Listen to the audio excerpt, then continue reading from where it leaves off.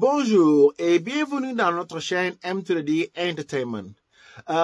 Merci pour vos soutiens, les followers. Et pour les autres, n'hésitez pas à cliquer sur le bouton s'abonner et à cliquer sur la cloche de notification. C'est un plaisir. Sans plus tarder, nous allons partir voir le capitaine Traoré du Burkina.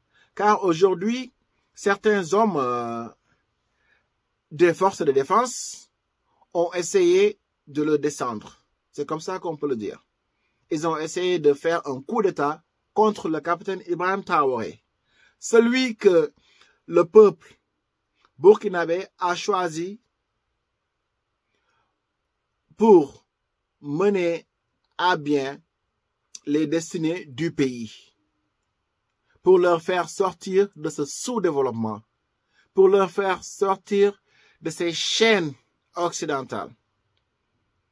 Celui-là, on a essayé de lui mettre les bâtons dans les roues. Et ce qui est malheureux, c'est que ce sera un de ses propres frères qui va essayer de monter ses coups. Dans quel but? Personne ne sait. Mais ce que l'on sait, c'est que cela n'arrangera pas la communauté. Donc, qui a envoyé cette personne pour commettre ce genre d'acte? Écoutons le capitaine Ibrahim Traoré. Il va vous expliquer et vous donner plus de détails.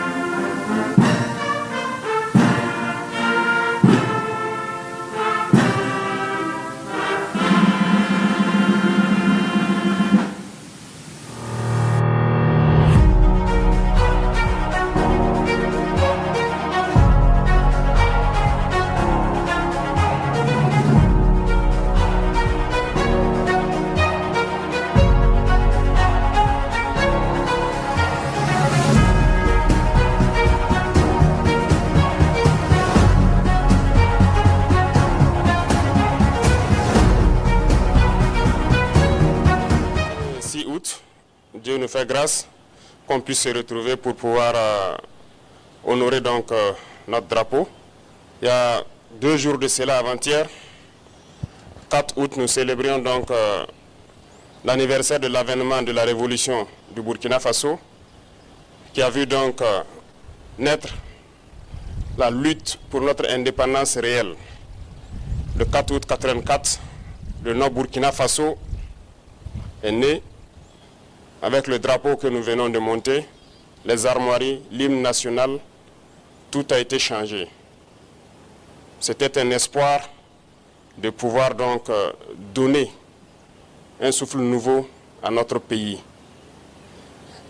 C'était bien sûr à la veille du 5 août qui consacre donc la proclamation de l'indépendance qui nous a été donnée donc en 1960. Alors je souhaite que nous puissions travailler et faire en sorte que l'année prochaine, à cette même célébration, que nous soyons en train de consolider l'indépendance réelle que nous sommes en train de nous battre aujourd'hui pour acquérir. Que chacun s'y mette, parce que l'indépendance ne se donne pas, ça s'arrache. Et c'est cette lutte que nous sommes en train de mener actuellement. Depuis quelques semaines, je dirais de cela, il y a des rumeurs de tentatives de déstabilisation de notre pays.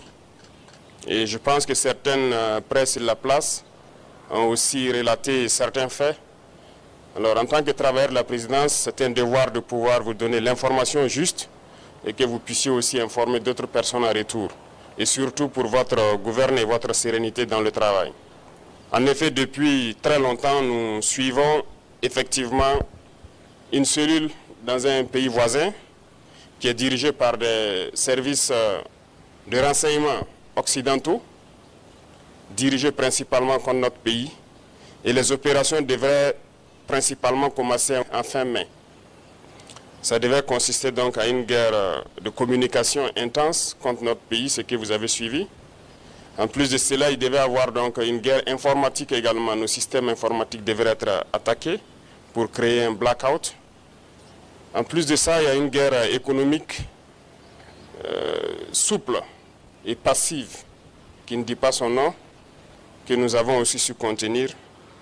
Plusieurs projets d'attaque de points sensibles ont été planifiés.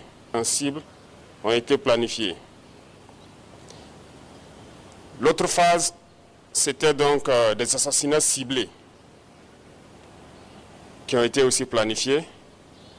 Et ensuite, les attaques de masse devraient avoir lieu donc au sein des FDS, mais surtout des attaques lâches qui devraient avoir lieu dans les villes et qui avaient pour cible principale donc les agents de la veille citoyenne que vous connaissez sous le nom de Waïa. Donc nous avons suivi effectivement le déroulement de leur plan et l'assaut final devrait donc avoir lieu à travers un recrutement, si je peux dire ainsi, d'agents à l'intérieur donc de nos rangs.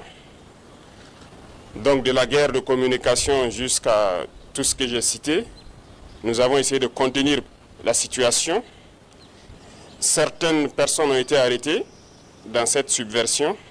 Dans les projets d'attaque, environ une dizaine, malheureusement, de personnels FDS qui ont été arrêtés avec des complicités avérées en lien avec les terroristes, qui sont différents de ceux qui sont dans la subversion.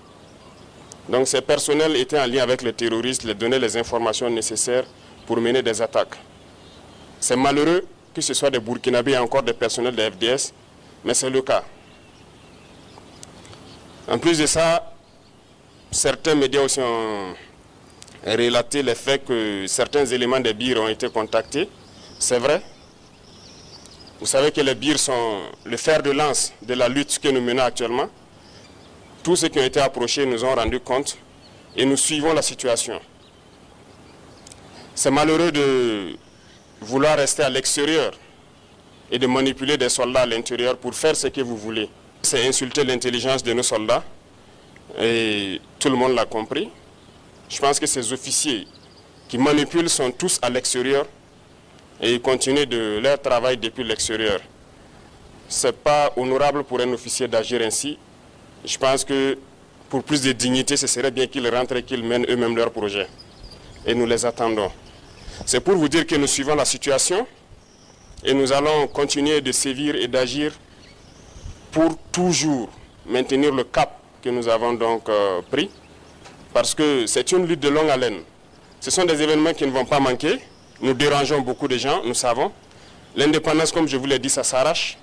Donc, ces projets de déstabilisation vont toujours continuer à exister. Mais nous nous battrons contre cela. Parce qu'une révolution, ça se combat toujours. Mais une révolution aussi, il y a des gardiens qui maintiennent la révolution et vous en faites partie. Il y a des gens qui n'ont pas été arrêtés jusque-là, qui pensent avoir eu la chance. Non, ils n'ont pas de chance. Nous les suivons. Donc tous ceux qui sont dans ces projets, c'est les inviter à se départir parce que nous n'allons pas hésiter un seul instant à agir comme il le faut pour l'intérêt du Burkina Faso. Et j'espère qu'ils nous comprennent et qu'ils nous entendent. Donc voilà l'information que je tenais à vous donner et que les gens soient sereins. Nous allons continuer d'évoluer. Nous prendrons toutes les mesures nécessaires pour que le Burkina Faso existe et soit comme nous le souhaitons.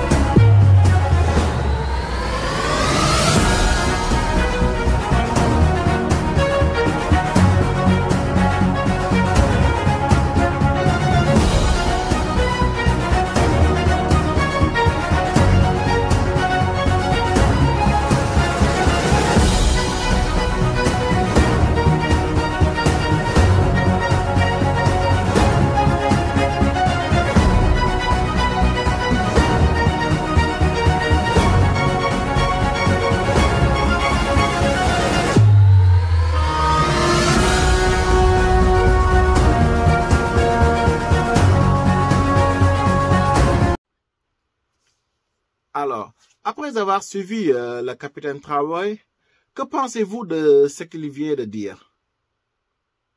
Et que pensez-vous que l'Africain doit penser d'abord avant de commettre de tels actes? Doit-on penser à notre propre personne?